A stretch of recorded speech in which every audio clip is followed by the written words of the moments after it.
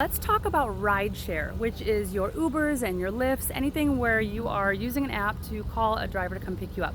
So first of all, always request that while you are inside wherever you are, because you can see when they are approaching and then you can go out to the curb and meet them, right?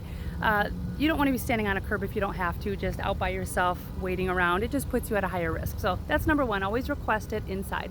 The second thing is you will know the license plate number of the driver that's coming to pick you up because it's in the app. So the first thing I do with my camera on, by the way, so I always have my video playing, and I just nonchalantly walk around the back and I double check that that is indeed the license plate that is supposed to be picking me up. Then while still filming in a nonchalant fashion, I'm not holding this up, is I actually come around the side of the car and I look the driver in the face and I don't say my name, I say, "Who are you here to pick up?" And when they say, "I'm here to pick Tiffany up," then at least I know that they know my name. Somebody who hacks into a system, because there are actual hackers that hack into places like Uber and Lyft, and they know you're waiting for a ride, they will come up and pose as that company.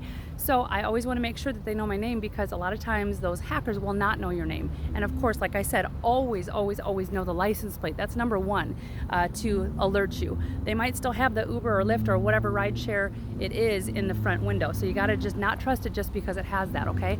And like I said, I'm videotaping the whole time. So then once I get in, and I'm going to tell you, I always get in the back seat. So I'm going to get in the back seat here.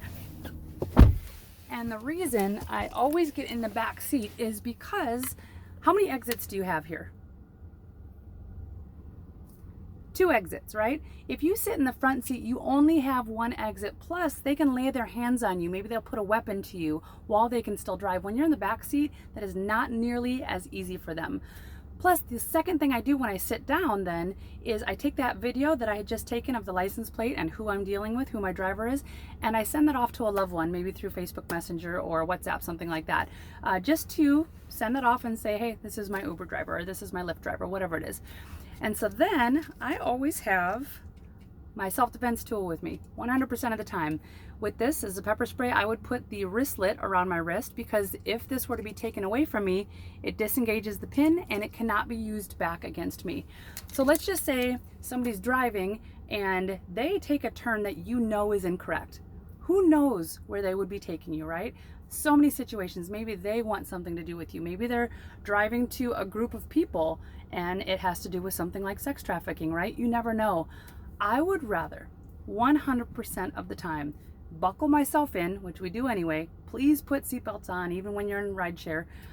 For some reason, because we used to not have seatbelts in school buses, we think when we're in the back seat we don't need to do that. So put those on.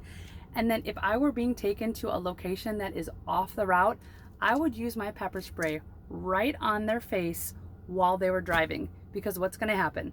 He is going to crash that car. I would rather sit and hunker down and go through a crash and try to make my way out of the vehicle, rather than, and maybe reaching up to the steering wheel if you happen to be in the front seat, because if there's a whole bunch of people in the back seat and you had to sit in the front seat, you could buckle yourself in and try to cause the crash after you pepper spray them. So it's the safest location to crash. But I would rather crash and try to make my way out of that than go to a secondary location of his choice. Never, ever, ever will I allow that to happen. I will fight for my life, even if it means crashing a car. So I would use my self-defense tool. Also, just a random note about the beginning of this video is the reason I walk around the back side of the car is because, let's just say somebody tries to grab me and throw me in the car. I'm going to run in the direction of the back of the car, the opposite direction that the car is facing, because let's just say he wants to go chase me down with his car. He then has to back out and turn his vehicle around. It gives me a lot of extra time to be able to get away and call for attention, okay? I believe that is all my tips. Let me just think. Yep, I think that's it. So, oh, I have one more. Sorry about that. So, phone apps. We have so many applications out there that can help save our lives. And we have these phone apps that you can literally push a button and it will GPS locate you to 911 and any contacts of your choice. So they can literally get a signal, a message saying, "Tiffany is in trouble. Here is her current location." They can open the app and they can see exactly where you are, and they can send the authorities right to you. So as long as you still have your phone on you and it's on, not on airplane mode, you push that button and they can come find you. So as long as you keep your phone on you, that is the most important part. So those are my tips for rideshare. I hope that helps. These are so simple, and I know I just listed out a whole bunch of things, but I'm going to tell you, all of this happens just as I'm getting in the car. It's not all of this extra things I have to think about. It's nice and easy to do as you go through. So sit in the back seat, all the other things, it's very, very simple things. Always have your self-defense tool on you. I hope that helps. I love you, and thank you for dealing with my memory issue a second ago. So if you haven't taken my free training, I will drop a link in the comments, but it is about half an hour it takes you, and it is absolutely amazing, full of tips like this. So I love you. Have the most beautiful day, and I will talk to you soon.